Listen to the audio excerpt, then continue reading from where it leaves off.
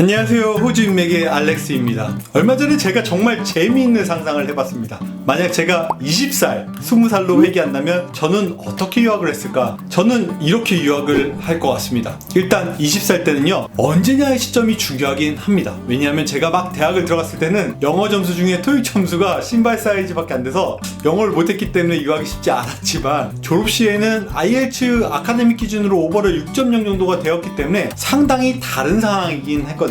여하튼 그 중간 어딘가라고 생각을 해보면, 대신 그 20살의 나이의 모습과 상황으로 현재로 회귀한다면 가정에서 저는 이렇게 유학을 할 것 같습니다. 일단 당연히 저는 호주를 선택할 듯 합니다. 제가 호주에 살고 있어서도 아니고 캐나다, 미국, 호주에 다 유학을 해봤는데요, 호주가 제일 만만한 듯 합니다. 환율을 포함해서도 그렇고요, 치안이나 파이낸스인 금전적인 면, 유학 경비, 유학생을 위한 일자리로 봤을 때도 당연히 호주를 선택할 것 같습니다. 제가 실제 20살 때요, 캐나다나 미국으로 유학을 했을 때는 일을 하지 못했어요. 영어 때문일 수 있지만 학생 비자가 일에 제한이 있었던 것도 있었습니다. 알바를 찾는 가게들에서도 저 같은 유학생들에게 일자리 기회를 많이 주지 않고 없었던 것 같습니다. 호주는 좀 다른 것 같아요. 제가 아는 유학생들 중에 일을 안 하고 공부만 하는 학생들은 현재 거의 없습니다. 영어 실력의 유무와 상관없이 다들 자기 자리를 찾아서 어떻게든 일하고 공부하고 있습니다. 자, 그러면 나라는 호주를 선택하고요. 제가 실제 20살 때는 감히 영주권을 꿈꾸지 못했지만 제가 현재 20살로 회귀한다면 당연히 영주권 취득을 최우선 목표로 유학을 도전할 것 같습니다. 영주권은 말 그대로 호주에 영구히 머물 수 있는 자격입니다. 영원한 자격이지만 다른 의미에서는 일종의 옵션이기도 합니다. 제가 아는 한국에 있는 분들 중에는 아직 일하면서 중간중간 휴식하거나 안식년으로 호주에 중간중간 1, 2년 들어오면서 벌써 10년이 넘는 기간 동안 한국, 호주를 오가면서 영주권인 상태로 살고 있는 분도 있어요. 호주에서 강제로 살아야 되는 게 아니라 거주할 수 있는 권한이고요, 일하는 것을 선택할 수 있는 선택지이기 때문에 저는 어떻게 보면 이걸 굳이 마다할 필요가 있을까? 라는 생각이 들기도 합니다.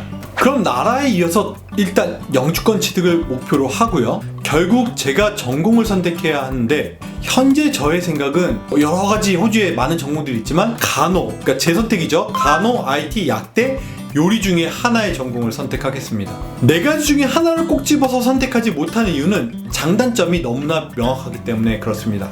간단한 표로 여러분 보시라고 정리를 해봤어요. 직업 전공, 영주권, 취업, 성공률, 예측 연봉, 한국에서 인정하는 것, 호주 사회에서 워크앤라이프 밸런스 등등에 대한 영어에 대한 부분까지 제가 여러가지 항목을 저 나름대로의 기준과 여러가지 리서치하고 인터뷰한 기준으로 했습니다. 영주권까지 취득하고도 호주에서 못 살 이유가 생겨서 한국에 돌아갈 것을 생각하면 저는 약태나 IT를 생각할 것 같아요. 영주권을 취득만 생각하면 간호, 연봉을 생각하면 IT나 간호를 생각할 것 같아요. 사실 위 네 가지 전공 중에 뭘 생각해도 그렇게 나쁘지 않은 것 같아서 굳이 선택을 하지 않고 결국 전공의 선택 유무는 영어 실력이 크게 영향을 미칠 것으로 생각이 되어집니다. 다시 말씀드리면 제가 20살 대학 사회초년에 영어 점수가 신발 사이즈로 자신이 없고 했다라면 요리라든지 아니면 좀 영어 점수가 낮은 IT 중에 디플로마나 이런 걸 고려해서 했을 것 같고요. 영어 점수도 있고 자신이 있다면 간호나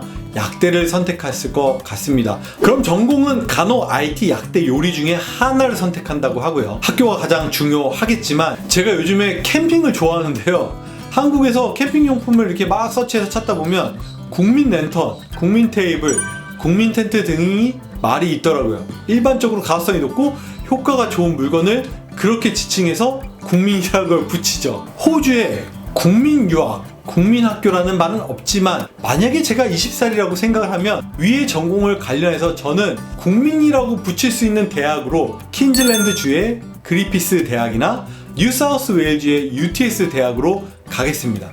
요리는 만약에 간다라고 하면 QCA라는 학교를 갈 것 같고요. 호주의 나머지 40여 개의 대학교를 절대 폄하하는 것은 아닙니다. 오히려 랭킹이 훨씬 더 높거나 세계적으로 유명한 대학들도 있지만 아까 말씀드린 것처럼 어찌되었거나 저희 20대로 돌아간다라며 가정했기 때문에 그린피스나 UTS는 적당히 높은 랭킹을 갖고 있고요. 호주 내에서도 세계에서도 그렇고요. 유학생들이 특히 도전하기 좋고 유학생들에게 특화되어 있는 패스웨이나 학교의 지원, 장학금들이 있고요. 무엇보다 제가 선택하려는 전공인 간호, IT, 약대에서는 취업 영주권에 많은 케이스를 갖고 있는 학교들입니다. 요리에서는 QCA다 라는 것과 같은 맥락이죠.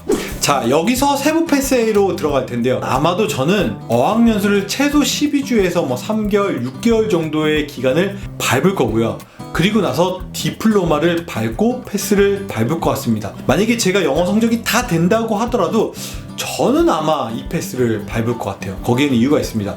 어떤 분들은 이미 영어 점수가 있는데 뭐하라고 호주에서 어학연수를 하냐고 말씀하시는데, 어학연수는 단순히 영어를 배운다라고 생각하시면 안 돼요. 더 중요한 거는 영어로 공부하는 방법을 배운다라고 생각하시면 됩니다. 한국의 교육 방식과 호주의 교육 방식은 많이 다릅니다. 고등학교의 아이들은 소논문을 써요. 에세이라고 해서 500자, 1000자, 2000자까지 씁니다. 각주를 달고 참고문을 달고 레퍼런스를 찾고 리서치를 해서 본인이 직접 영어로 라이팅을 해서 하는 게 고등학교 수준이고요. 이미 고등학교가 졸업할 때쯤 되면 대학교 1학년 때 첫 시간부터 그 루브릭이라는 걸 보면 학기가 끝나기 전까지 에세이를 써오는 어사이먼트가 거의 모든 전공에 반드시 있습니다. 이건 약대도 있고 간호도 있고 거의 대부분 전공에 있어요.